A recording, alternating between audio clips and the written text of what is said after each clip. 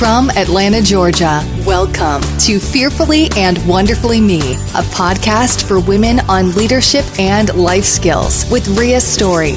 Rhea shares powerful life and leadership principles, helping you maximize your potential and become the woman God created you to be.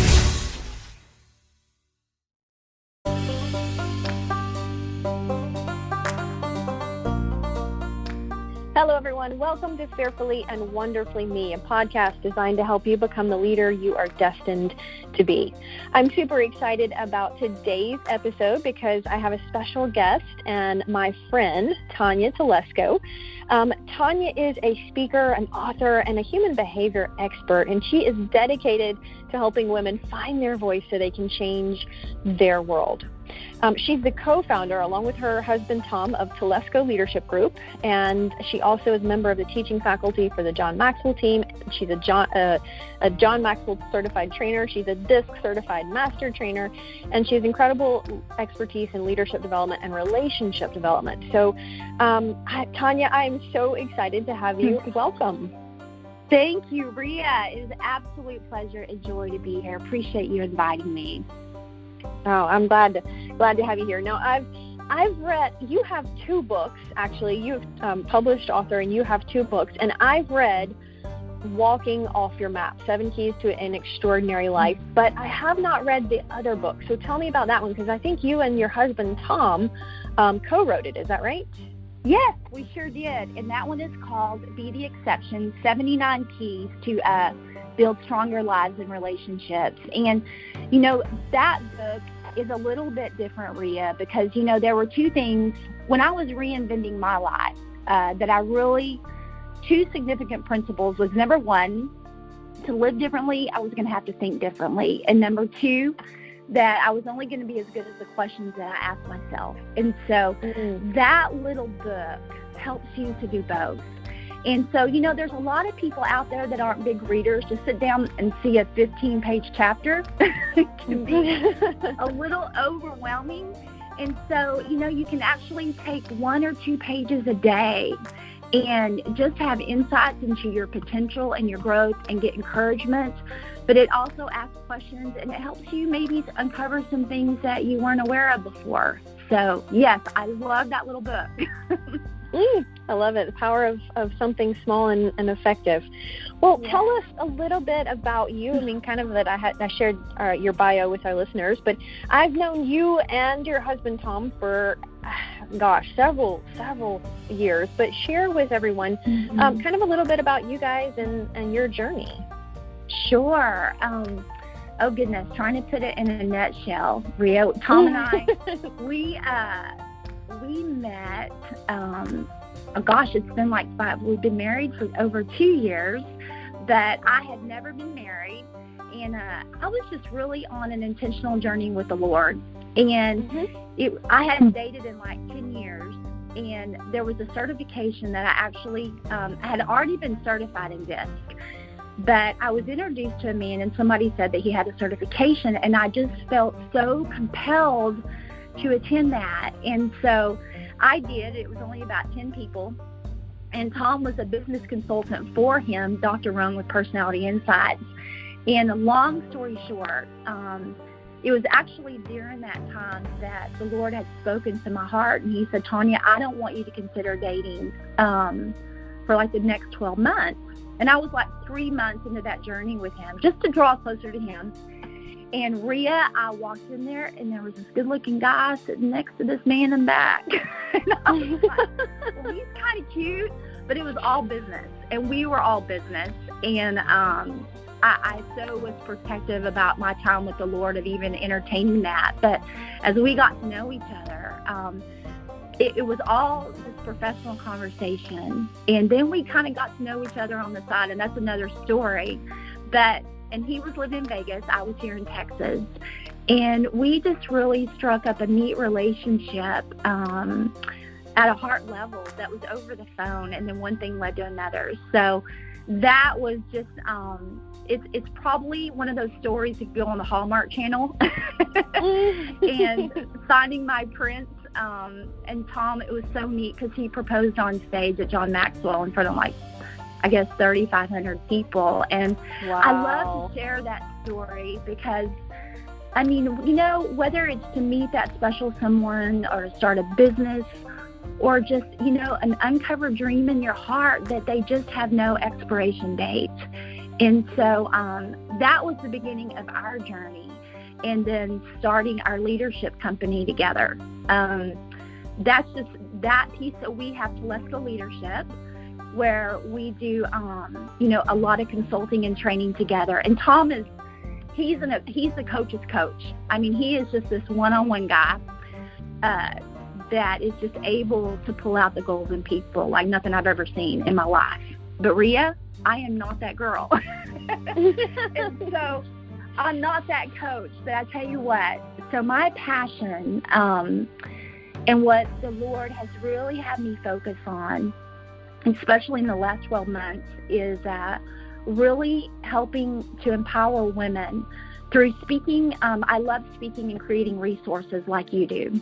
And the cry of my heart is to really provoke women to discover and live out their creative value. And I just don't think there's anything in this life that gives me more joy than inviting women into their destiny and answering those two most important questions of their life. And that is, who are you and why are you here?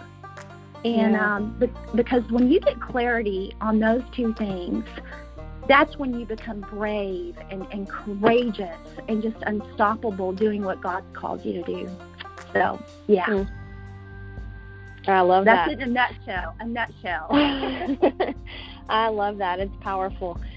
You know, I read your book, Walking Off Your Map, and I went back and I looked at it again this morning, and I didn't realize it's been several years since you wrote that book. And I was just flipping back through this morning, and a section caught my eye. I loved it the first time, but it just really spoke to me this morning.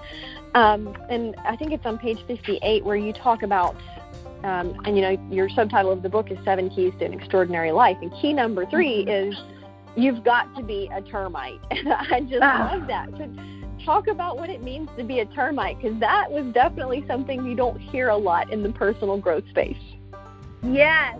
Oh my goodness. And you know, I share that a lot because I really believe, I don't believe that people necessarily don't fulfill their dreams and the call in their life because they don't work hard enough. But sometimes, Rhea, people don't understand what real tenacity looks like.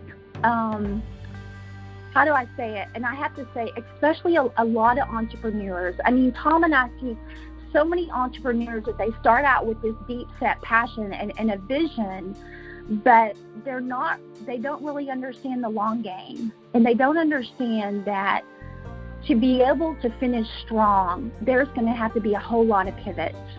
And so understanding the principle of to be a termite is just about building that long-term tenacity of understanding the power of process.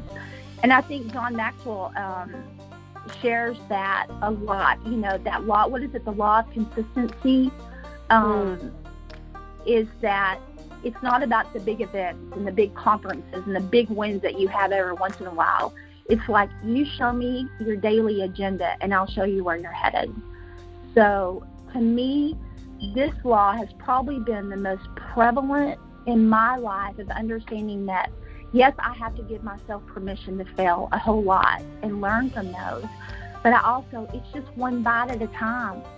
I mean, you know, what I say is a termite doesn't devour a 2x4 in one big bite. It's millions of little bites at a time. And so I think when we really understand that and grasp it, we can not only just enjoy the journey, but we're gonna accomplish and fulfill the call of God in our life, because we have that tenacity and the perseverance of doing those things every day. That and I'm not just talking about being busy, but being fruitful, but doing those things and putting our hands to the plow of the things that matter. And it's funny, we say this all, and I'm trying not to say it as often, but Rhea, have you ever figured out that when you go to do a project or do anything that it takes longer than you think? Every time. Me I'm going to get this book done or this devotional or whatever. I'm going to be done in 4 months, and it takes 3 years.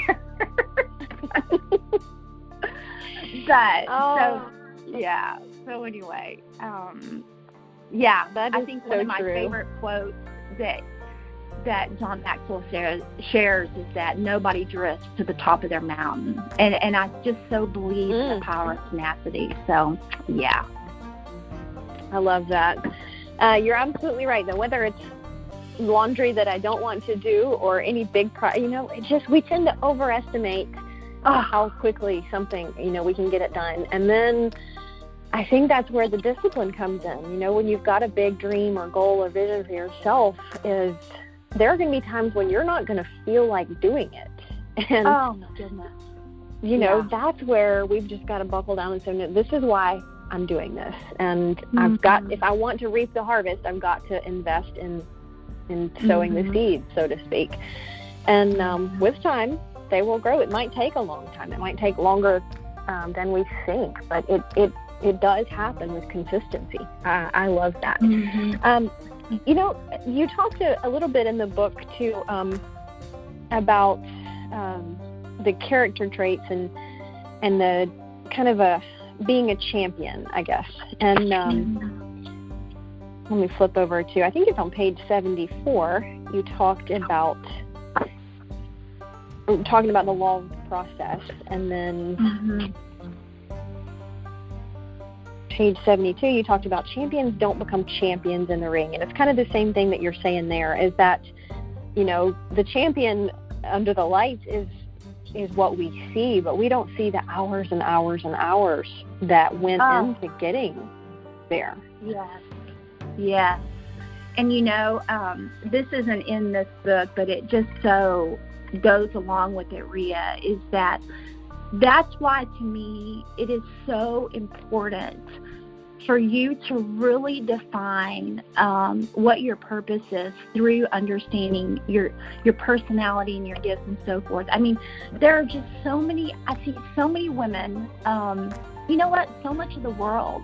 I mean, people are doing things, and they have picked up careers because they want to be noticed or they want to be successful. And they do all kinds of things to be discovered, and yet they're unfulfilled, and they're just so frustrated internally because it's like something's missing, something's just not right here. And what people don't understand is that the world isn't looking for them. The world is looking for your gift.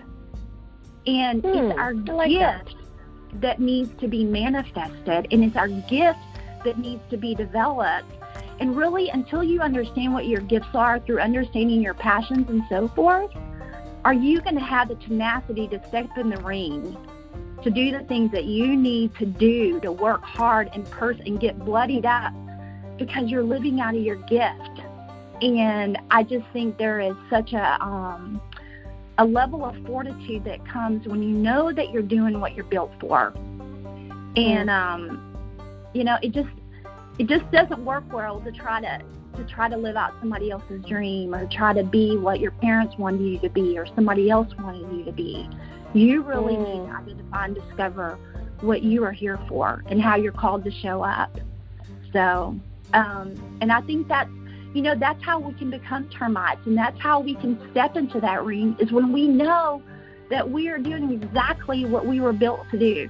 So, yeah. I love that.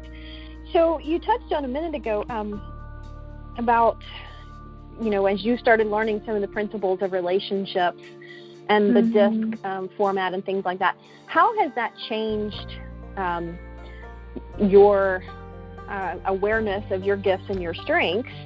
And how has that played out in your, because I know you and Tom are a little bit like me and Mac. We live and work together, and you guys do the same thing. You have the leadership consulting together. So, but I know that Mac and I are completely different people, and I bet that you and Tom are completely different in some ways. And talk about, as you've learned some of these principles, how's that changed your recognition of your strengths, and how has that played out in doing life and business together?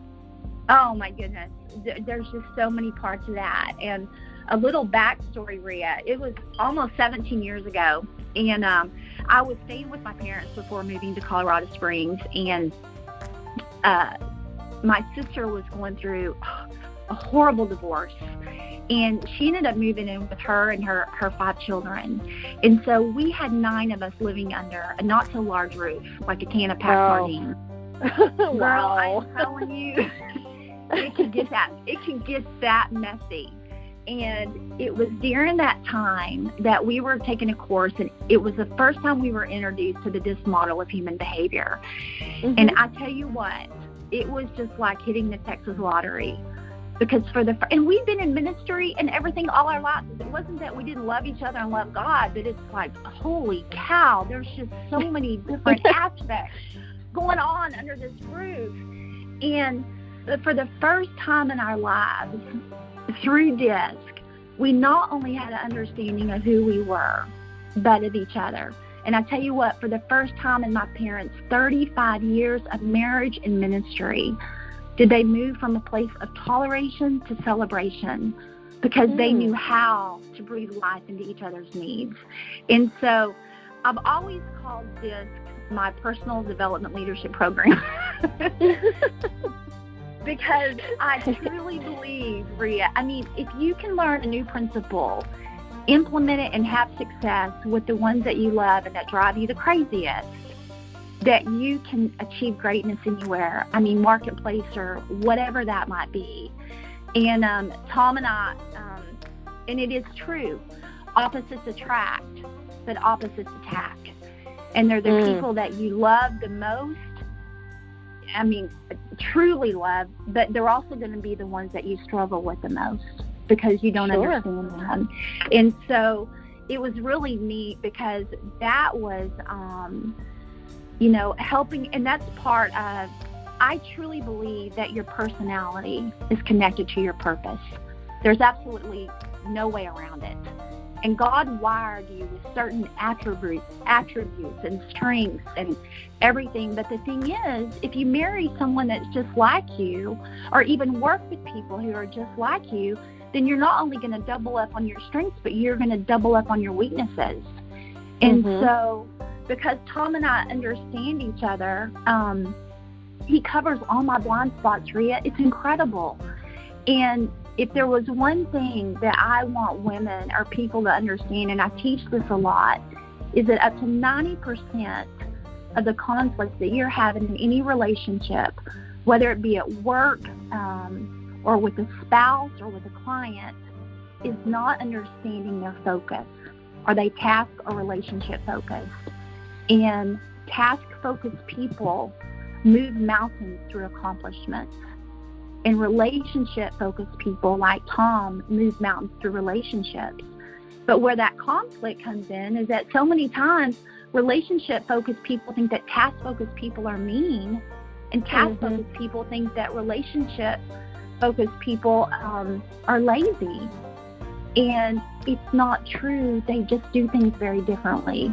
And so understanding those dynamics, not just with each other, but also understanding through DISC what fuels you.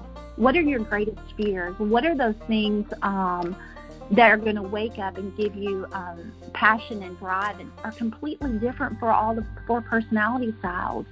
And yes, we're absolutely a blend of all of them. That's what makes us fearfully and wonderfully made, just like you said. But if you don't understand them and don't walk awareness in them, it's going to be real hard to put your arms around a lot of different things in your life. So, huge game changer, transformational in my life, definitely. Well, you're passionate about it, and I can hear that. And I wonder, this is just kind of a sidebar, but something you said sparked this thought. I'm a more of a task-focused person, and I've known that about myself for a long time. But I recognize that in myself, it's almost like for a long time I based my sense of self-worth based on what I'd achieved, because I'm oriented toward getting things done. I'm a list person. Satisfaction is checking off that list. But I find that I can almost take that too far. And I bet that, that can be a struggle, certainly for me, but maybe for other people, is that we can't get lost in just accomplishing things for the sake of doing things. Because being productive is not necessarily staying busy, or staying busy is not necessarily being productive. And you speak to that a little bit in your book too, is, it's not enough just to be busy, but are we actually being effective in life? That's right. And fruitful.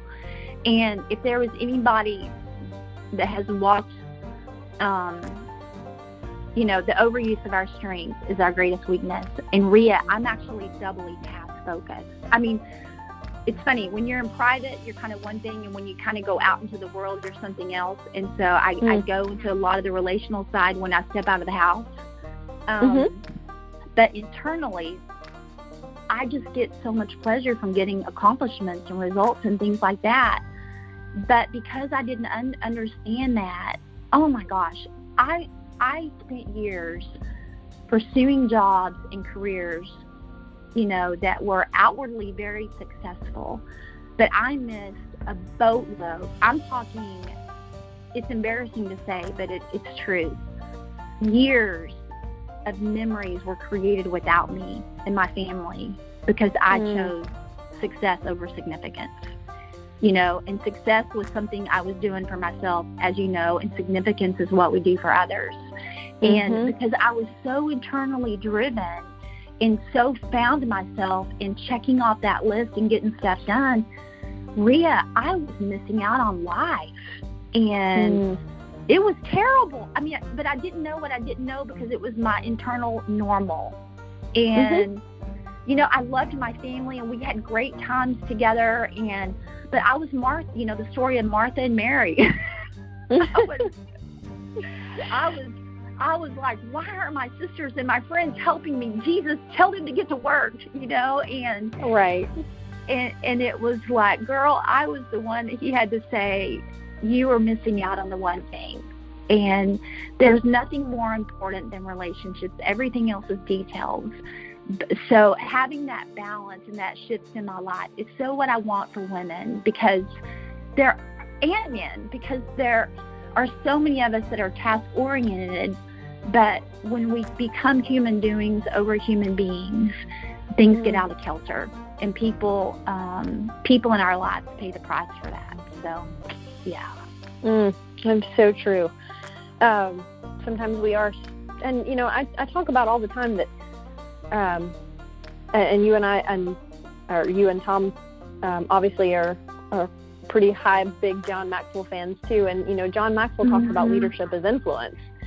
And when you think about that, it really comes down to influences based on relationships. And so that's why it's so critical for us to learn how to be effective at that, because it increases our influence with the people around us, not just at work, but at home, with our parents, with our kids, with our spouses.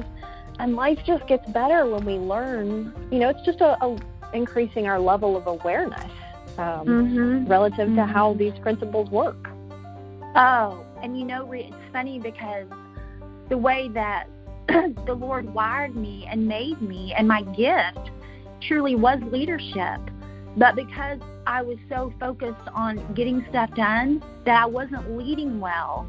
And I remember one day he was like, Tonya, I need you to live out loud. I need you to do some certain things that are outside of your bubble for the world to see and to be a part of.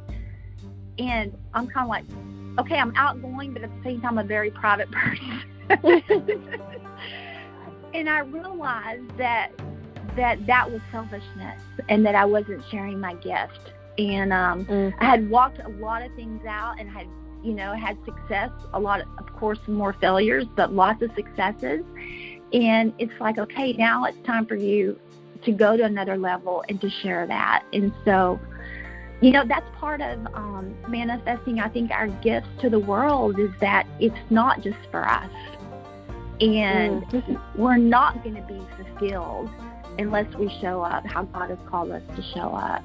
So, and Rhea, I think whether you're task or relationship, I think so many people, and I see a lot of women being overwhelmed because they're underpurposed. And if you understand this, your personality and certain things, and you get clarity on your purpose, it just makes life so much better because you know what you're called to. And you're not called to a million different things and a million different people. You are called to a certain group at a certain time for such a time as this. And if you're trying to wear too many hats and accomplish too many things because you like to check off lists or because you want to be with your friends every time, you're going to miss the boat. So it's really that balance, I think. Absolutely. Less can be more sometimes. Yes. Yeah, definitely. Now you have, I know you've got the leadership side of your business, and then you also do some speaking with your mom. Yes. Tell us about that, because I know you mentioned it last time you and I met, and that's been, I don't know, it's been a while because you guys are in Texas and we're in Georgia, but tell me about that and update me on that. Yeah, so we worked hard about a year, and actually when we all get to leave our homes, so we're actually meeting twice a week, but Mom and I have launched a ministry called Your Second Act, the one you were born for. And this is about helping women reinvent their lives to fulfill their purpose.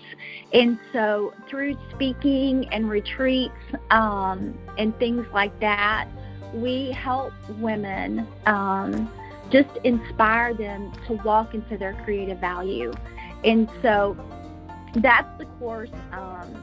What I'm finding just in this age too is that's why I'm working on this course for women, because there's a lot of times they can't attend an event or come to Texas or wherever we're at. And so we walk them, say if we have a 3-day retreat, we'll walk them through 4 parts of the framework. And that is, first of all, that first part is like identity and self-awareness. And that's really understanding who you are as a child of God and as a daughter of the King. And until women really understand His thoughts and His passion toward them, are they going to really be able to annihilate the shame and the past or whatever they've been through to walk into their future. So we walk them through, it's just laying that framework, Rhea, of identity. And that's where we also use the assessments, the DISC, the spiritual gifts. Rhea, they say that like 87% of the people on the planet don't know their gifts. And that's astounding to me. Did you know it was that high? No, it's sad that so many of us, and I think, it's a journey, to kind of discover what we're gifted at, where we're strong at, what we're called to. But I think a lot of us just aren't intentional about seeking that out.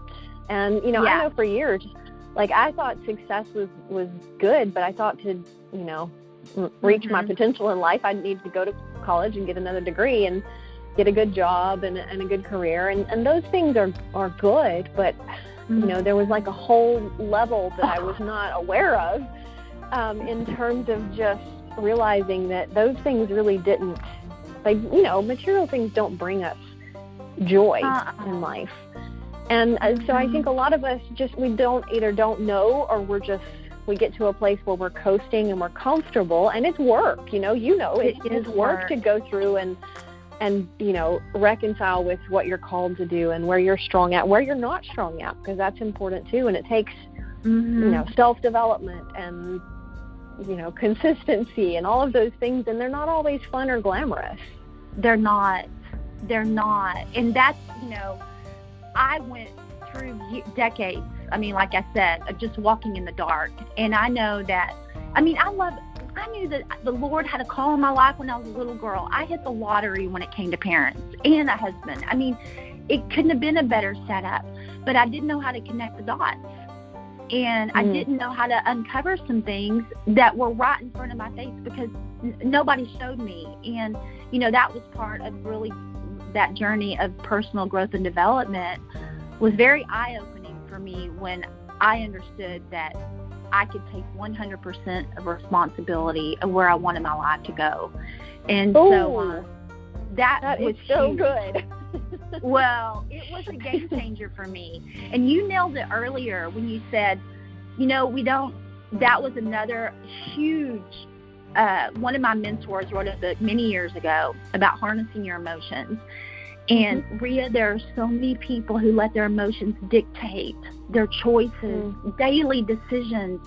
And I'm like, oh my gosh, when I found out that my emotions were lying to me most of the time and that I could override them in a heartbeat and go decide to do something even though I didn't feel like it, and then I experienced my emotions change because I did something different, it was like getting a superpower.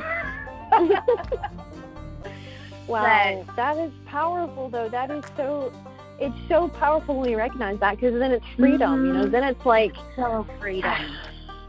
We are human and we have emotions, but I think it's Andy Stanley that said our feelings are terrible leaders. They don't serve us well. That. Yes, I love that. Ooh, I need to write that down. What is emotions are terrible leaders? Yes. And a lot of times we make decisions based on those emotions, and it's not the greatest decision. It's not the one that's going to serve us in being our best self. It just gets us in trouble so much of the time. And so realizing that we don't have to be a victim to those emotions is just freedom, because everything around us doesn't have to decide if we have a bad day. That's exactly right. And at the same time, knowing that God has emotions, and He gave us emotions because they're the spice of life and joy and all those things that, when a new baby's being born, or rooting for a football team, or celebrating something. And they're just one of the greatest gifts that we have in this world. But like you said, they're not to dictate us. And I think one of the areas that helped me over the years is I've kept a gratitude journal for, oh my goodness, over 20 years. And everything, I call it my God Kiss journal. And every day, I love that. I have done, and I'm like, I'm going to have to write one of these for women, because I think it's been transformational in my life, because it has cultivated such a heart of gratitude and thanksgiving. And Rhea, it may be something as small as a butterfly in the backyard, or it may be landing a big business deal, or it may be just hearing the Lord share something very specifically and special to me. But I write those down every single day, and it just sets my heart in motion for positive emotions the rest of the day, because I'm looking, my radar's on, I'm looking for the good things to happen, and I walk in expectation because there's so much to be grateful for. So I think that's a huge part to help emotions. Yeah, an attitude of gratitude. We talk about it, it's kind of a cliche, but it is just so powerful when we stop to appreciate and focus on the positives instead of the negatives. And changes our perspective. It's powerful. Tonya, you've just shared so many great nuggets, and I thank you for that. I'm grateful for your time today, and we could literally talk all day long. I know. I know you've got other things to do, and so tell everyone how they can get in touch with you. What's the best way to connect with you, or how they can find your book? Oh, absolutely, love to. Actually, would love to share. I have got, we didn't even touch on this, Rhea, but I do want to make it available. I've got a free download. One of the key factors that was a turning point in my life was really understanding is my genuine passion. And I didn't know there were different kinds of passion. And so this piece really helped me get definition and clarity on my purpose and my calling. Because if you don't understand the different kinds of passions, you can waste time and get frustrated and confused. And so I have a short download that also gives a free assessment to help you identify your genuine passion, what really lights your fire. and the people that you're called to. So that is available on my website at www.tonyatelesco.com, and they can just sign up for it right now. Also, my books are available on the website in the store, tonyatelesco.com, if they're interested in those. So, yeah. Oh, that's awesome. Yeah, and in fact, I got your download just this morning because I was totally stalking you before our call because I wanted to make sure I was prepared. But,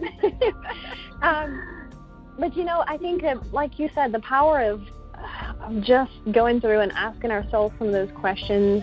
Mm-hmm. And it doesn't mean we'll solve it immediately or, walk away instantly transformed, but it's the process, it's that self-reflection and self-awareness and personal growth. It's why I'm such an advocate. I'm like, I don't care if you read a book or listen to a podcast or watch a TEDx talk, but just grow somehow every day, because that's you get a little nugget out of this book, or you get a little piece of information or understanding, and it just helps you think differently, and that helps drive who and what you do, and it's just so powerful. Well, Tonya, thank you so much. I really appreciate your time. I know you are super busy, and sounds like you've got a lot of good stuff going on, and you got a big project in the works with your course and all of that. So super grateful for your time. Thank you so much. Oh, Rhea, thank you so much. And thank you for what you do. I tell you what, it's so neat to meet a sister in another state. I think we're born with the same passions and desires, and it's just so awesome to lock arms with you. So thank you for your time. I appreciate that. Oh, absolutely. Take care. And for my listeners, until next time.